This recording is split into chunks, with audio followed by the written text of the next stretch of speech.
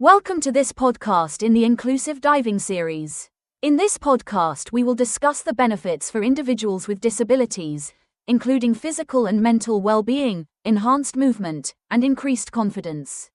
So let's dive in and find out more about some personal experiences. Welcome. You're tuning in because you're keen to explore interesting topics, like thoroughly and efficiently, without feeling overwhelmed. Today, we're diving deep into a world that might surprise you, actually.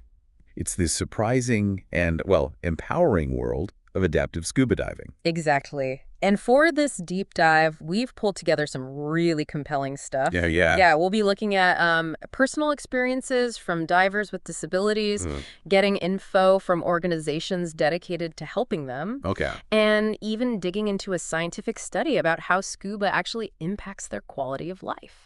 Interesting. So our goal today, our mission, if you like, is to uncover how scuba diving is becoming, more and more open. Accessible and beneficial for people with a whole range of disabilities. We'll explore the clever adaptations, the organizations doing the work, and the really profound effects divers talk about. Sounds like a plan. Okay, let's get into it. Right. Let's start with the personal side. It makes it real, Good idea. We've got this story about Amber Blount. She's part of the Girls That Scuba community.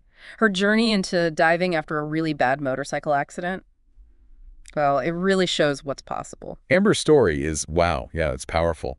Back in 2013, she had this severe accident, lost her left leg above the knee, broke her collarbone, collapsed lung.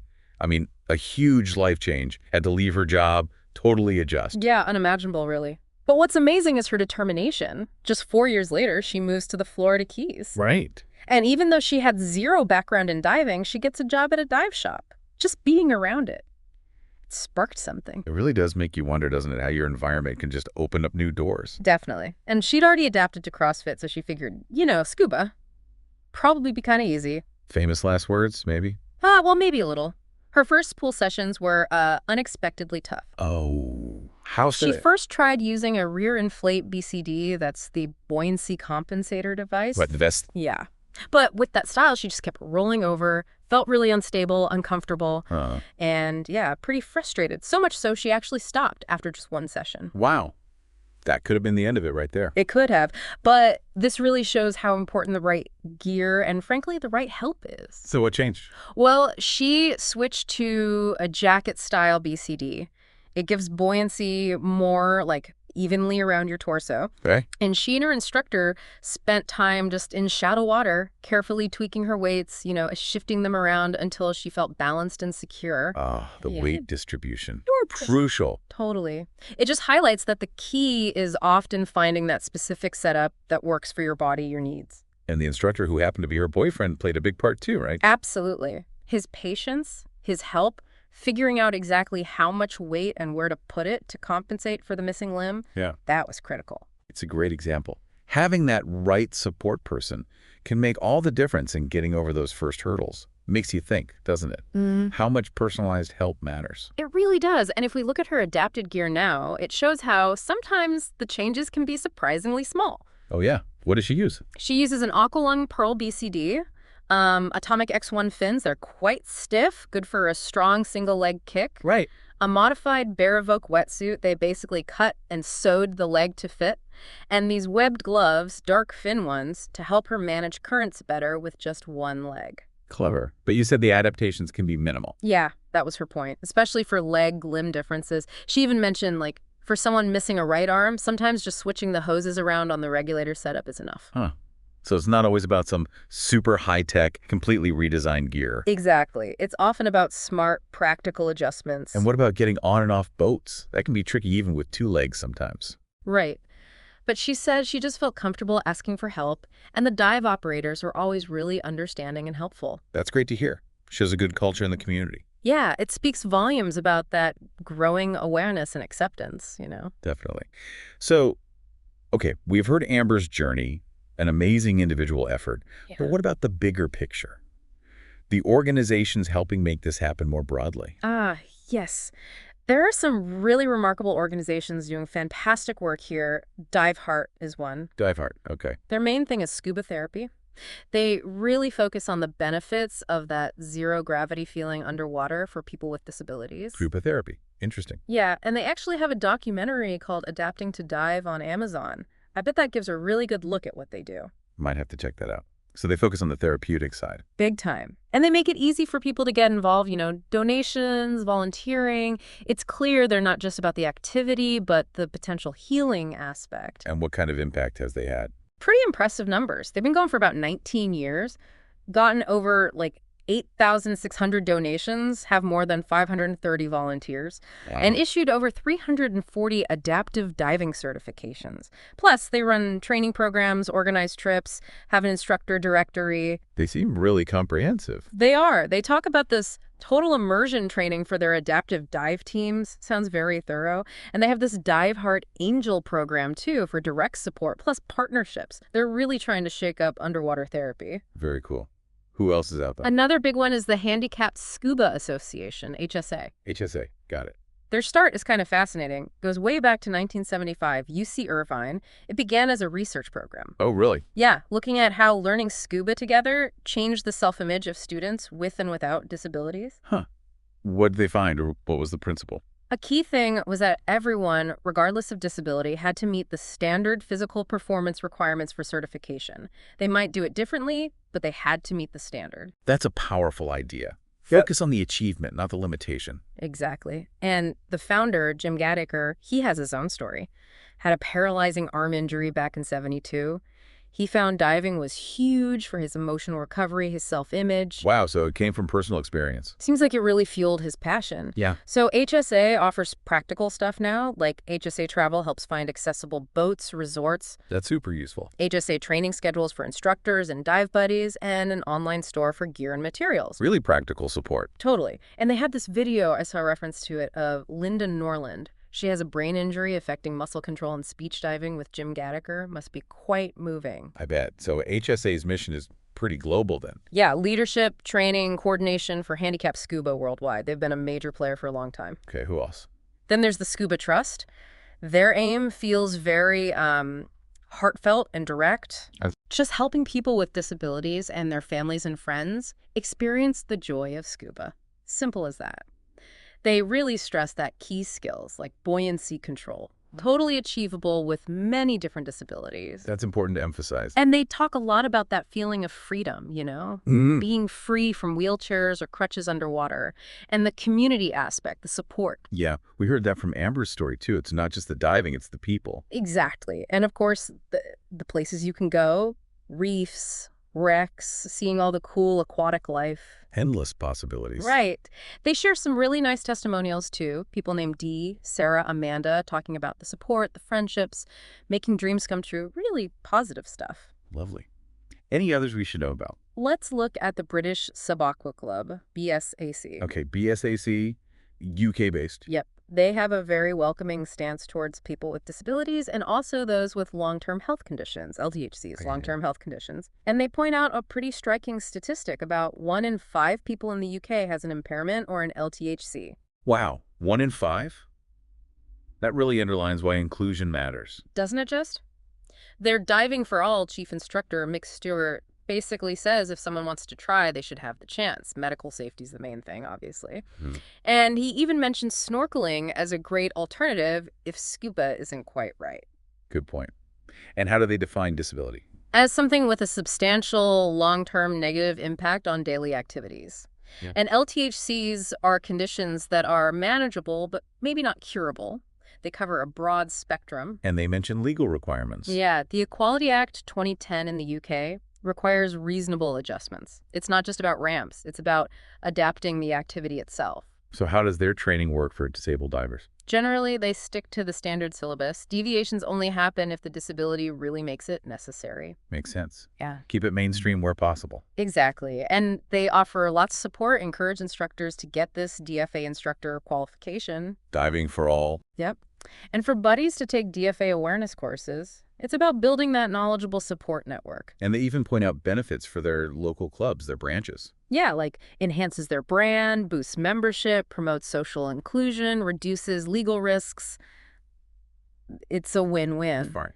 And they also acknowledge the barriers people face, psychological, physical, logistical, when trying to get into sports, which leads them to stress the need for a person-centered approach, really understand the individual. That seems key across the board, doesn't it? That individual focus. Absolutely crucial. Okay, so we've heard the personal stories, the amazing organizations.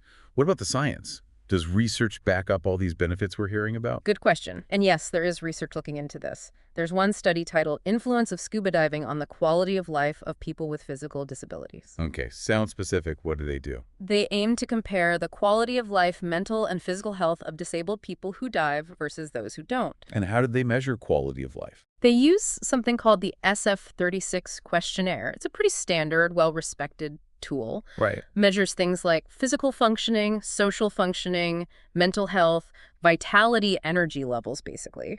They gave this to 240 people with disabilities. And what did they find? Were there differences? Oh, yeah.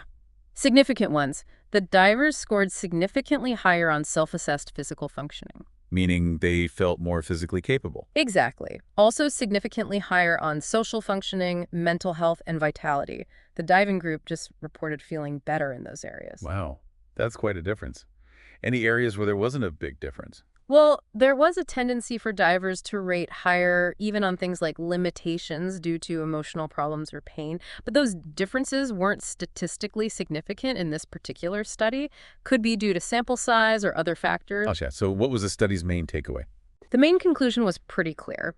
Scuba diving seems like it can improve various parts of life quality for people with physical disabilities.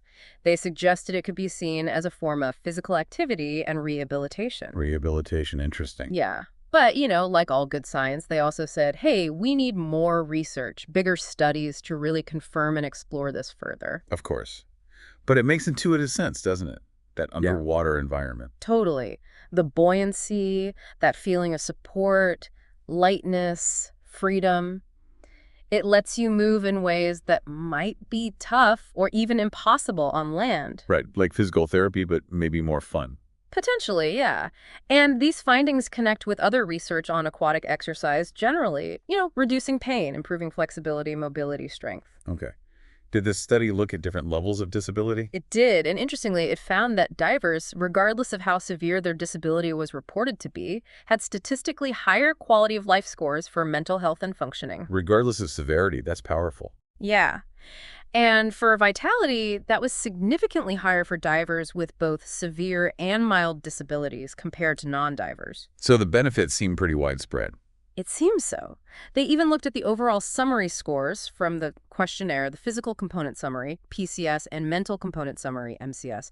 Both were significantly higher in the diving group. So hitting both physical and mental well-being. Exactly. It really points to a holistic benefit. Was there any other research building on this? Yes, another related study, scuba diving as a form of rehabilitation for people with physical disabilities, used the same group of 240 people, but focused more specifically on the therapeutic side. Okay, and what did that one find? This one highlighted really significant reported increases among the divers in things like self-esteem, self-confidence, and feeling more able to engage socially. The psychosocial stuff, really important. Huge. And it wasn't just mental. Divers also reported their breathing felt more efficient, their motor skills in the water improved, and even experiencing pain relief. Pain relief, too. That's significant. Definitely. So the conclusion here really doubled down on the idea of diving as a form of rehabilitation, offering both physical and psychological perks, and again, called for more research. So these self-reports, they really paint a picture, don't they? Overcoming challenges, feeling your body differently in the water, muscles relaxing. Yeah, better breathing, feeling more independent, connecting with others. It all ties back to what we heard from Amber and the organizations. And comparing divers' experiences to the expectations of non-divers. That sounds telling. It really was. The survey showed divers reporting overwhelmingly positive impacts on their mental state, self-worth, belief in their own abilities, much more positive than what non-divers expected diving might offer them. Like, it exceeded expectations. Massively, it seems. Okay, this is all incredibly positive and inspiring. But, diving isn't without risks. We should probably touch on some important considerations, right? Absolutely. Good point. Like any scuba diving, adaptive or not, there are inherent risks. You've got pressure changes, breathing gas issues, water temperature, equipment function. Standard diving risks. Standard diving risks. So proper, thorough training is non-negotiable. And a medical assessment is crucial, ideally by a doctor who really understands underwater medicine. Right, a dive doc. Exactly. And the equipment often needs those individual adjustments we talked about, tailored to the person's needs and physical condition. But the key message seems to be That having a disability shouldn't automatically stop someone from learning or participating. Whether they dive independently or with assistance, it's possible. that's the core takeaway. So if someone listening is thinking, wow, I want to know more, or maybe this is for someone I know, where should they go? Definitely check out the organizations we mentioned: Dive Heart, HSA, Handicapped Scuba Association, the Scuba Trust, BSAC, British Sub-Aqua Club. They are the experts. They'll have info on local programs, instructors. For sure. Websites, contact info, resources, they're the first port of call. And online resources. Yeah. Anything general. Yeah, you can find good articles too, like PADI, the Professional Association of Diving Instructors. Their blog has a piece called Scuba Diving with Disabilities: Why and How to Get Started. Sounds like a good starting point. Yeah, it covers those first steps, like talking to your doctor, finding qualified dive centers that actually offer adaptive training. Excellent. Okay, so as we kind of surface from this deep dive, Yeah. what are the main things sticking with you? Well, first, just that adaptive scuba is absolutely a real thing. It's happening, it's growing. And it offers these really significant physical and mental benefits. Yeah, not just one or the other. Right. And it's backed up by personal stories, by the hard work of these amazing organizations, and now increasingly by science, too. And those aha moments we talked about, they really resonate, that feeling of weightlessness. Oh, yeah, the freedom. Moving in ways maybe you can't on land. The confidence boost from mastering something challenging. Totally. And that sense of equality, just being another diver underwater part of the group. Inclusion. It really makes you think, doesn't it? It leads to maybe a bigger point to reflect on. What's that? Just how often do we maybe underestimate what's possible? You know, with adaptation, with human spirit, we see something like scuba diving and maybe assume it's off limits for someone with a major disability. Right. We make assumptions. Exactly. But then you hear these stories, see the research, and realize this seemingly inaccessible thing can actually be this incredible source of empowerment, transformation even. Liberation, yeah. It definitely challenges our ideas about limits, doesn't it? Both in others and maybe in ourselves, too. It does. So the final thought maybe is, what other activities that seem impossible might actually hold that same kind of potential for unexpected freedom, growth, finding new possibilities? That's a great question to ponder. Makes you look at the world a bit differently. Yeah, definitely something to think about. Well, hopefully this dive gave everyone a new perspective on adaptation and just the incredible potential people have. I really hope so. Thanks for joining us on this exploration today. Well, that ends another podcast. We hope that you have been inspired and are now ready to join the increasing number of divers who, even though they have disabilities, can participate and enjoy this wonderful experience. Next time we will be talking about psychological support for both pre-existing issues that may impact on scuba diving, but also what may be useful if you experience an incident when scuba diving. This will be highlighting Dr. Laura Walton, a UK-based clinical psychologist and diving instructor. We hope that you will join us for this informative podcast. Until then, safe diving.